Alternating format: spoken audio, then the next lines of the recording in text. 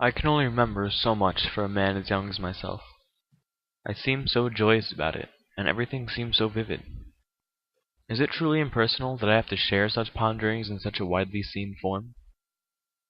For the many moments I have thought, I haven't done so without some modicum of passion. Yet to what extent? What damage have I inflicted, and what have I yet to perform?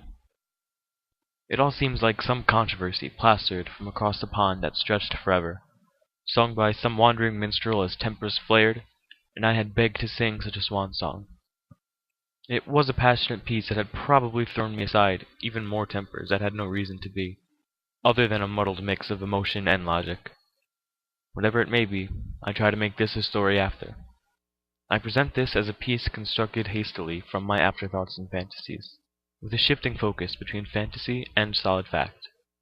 Whether it is enjoyable, I leave that for whomever wanders, and perhaps lingers, across these fancies.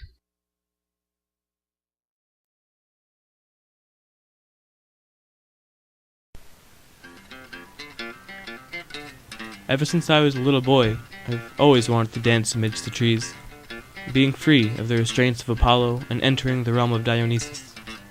I've grown to love nature, and even the surrounding concrete jungle that it lies within. Sure, I may be delirious, but at least I'm happy. Almost thick.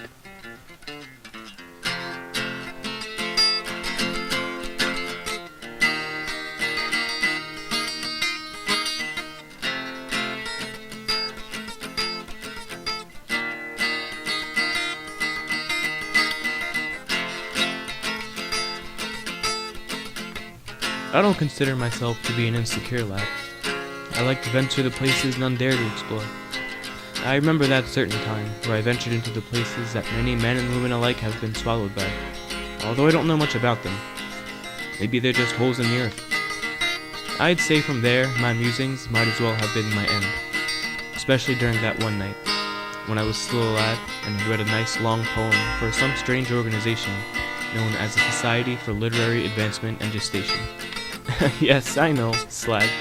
I find it humorous too.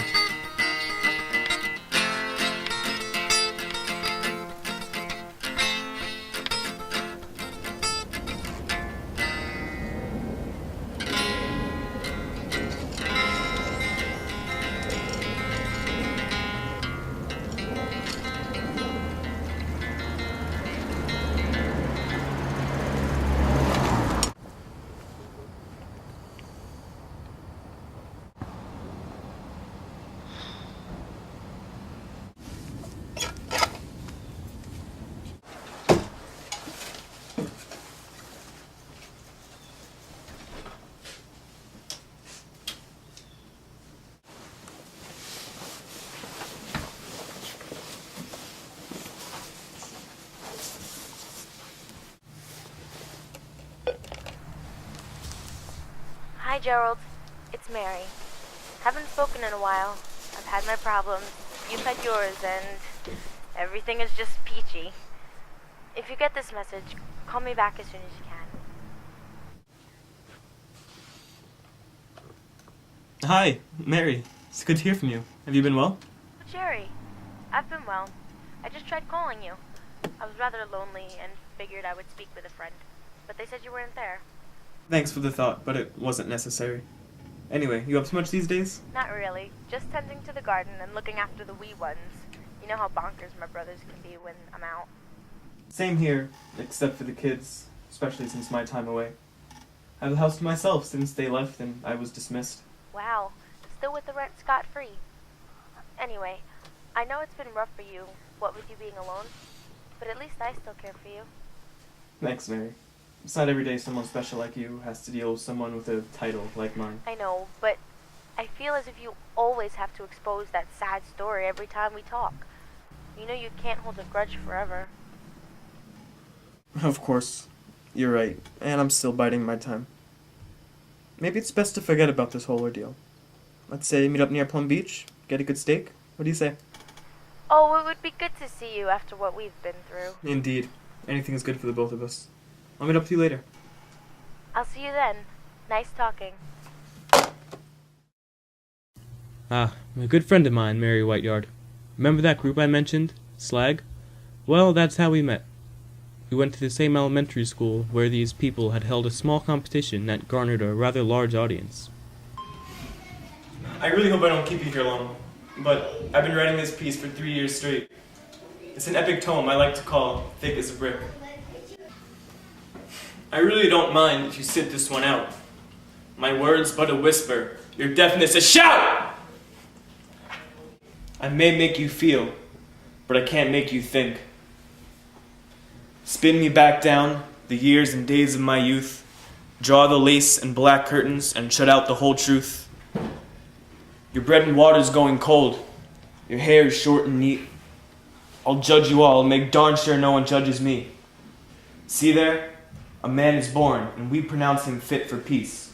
There's a load shifted from his shoulders with the discovery of disease. Do you believe in the day? Do you believe in the day? So, come all you young men who are building castles. Kindly state the time of year and join your voices in a hellish chorus. Your wise men don't know how it feels to be thick as a brick.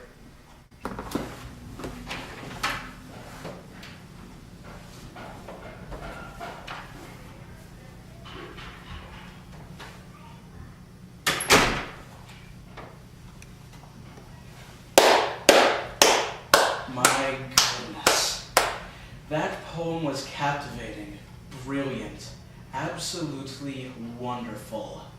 I guess those titles of Little Milton fit you like a glove.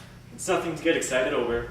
Just a few musings here and there. No, I'm serious. This was amazing work.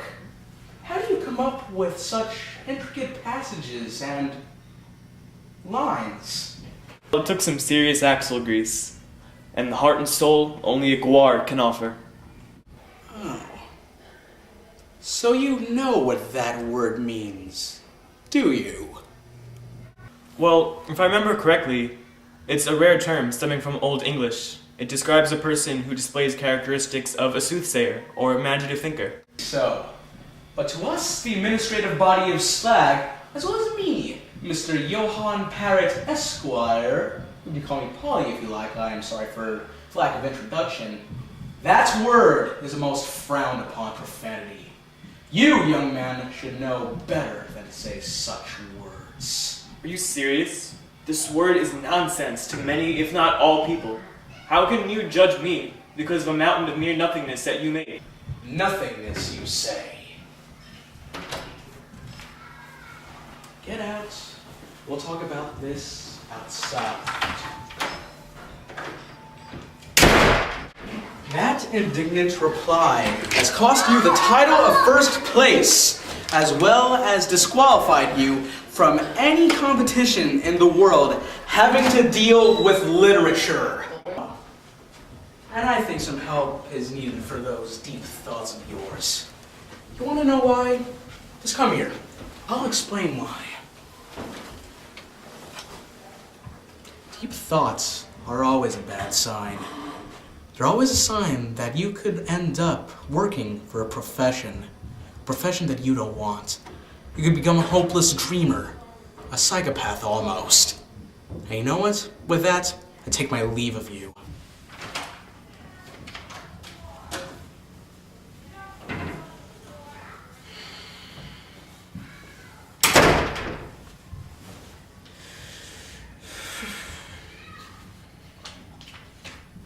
Well, that was an interesting piece.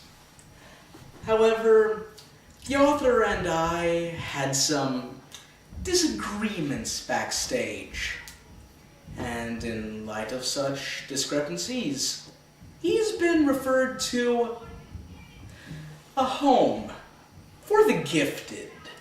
On that note, I therefore proudly declare Mary Whiteyard the winner of Slag's Walt Whitman's Small Beginnings Award, as well as a grant for any school in the world. It is indeed an honor that comes only once in a lifetime for such a sweet, innocent little soul. It can only be achieved through total perfection and utter submission to pleasant, beautiful, glorious authority. I do have to admit, it was quite an opportunity that I had missed. But was it my fault? I like to think so. Especially after I was locked away in a mental ward for reasons of instability for about 3 years. Mary Whiteyard.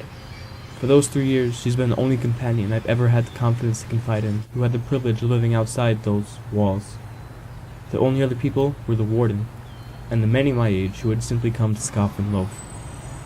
To bide my time, I had requested many pieces of paper that would house my musings, and be planted on the cold walls around me, soon decorating my cell as if it were wallpaper. Nevertheless, she's been my only source of comfort, and I intend to keep it that way.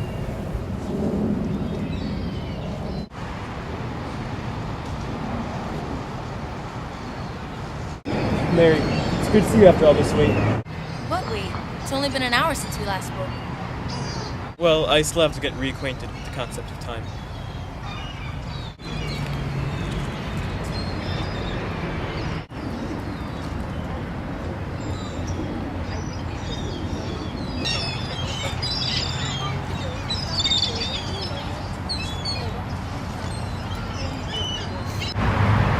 Ever since I was released, I've been looking more towards that silver lining. I have to thank you. Please, it was nothing. I may not have known you well in school, but ever since that one night, I'd say our friendship took off rather well.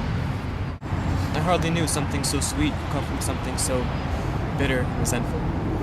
Honestly, I'm glad to have someone like you to confide in, who's appreciative, sensitive, and lacks naivete. No offense, Gerald, but what are you hinting at? Mary, it just means out of so many people, I can only trust you. I mean, I may be warm on the outside, I feel as if inside, I'm just a machine with a vivid imagination. It's okay. No matter what you say or do, I'll always be here to keep the both of us warm. As do I you, Lydia.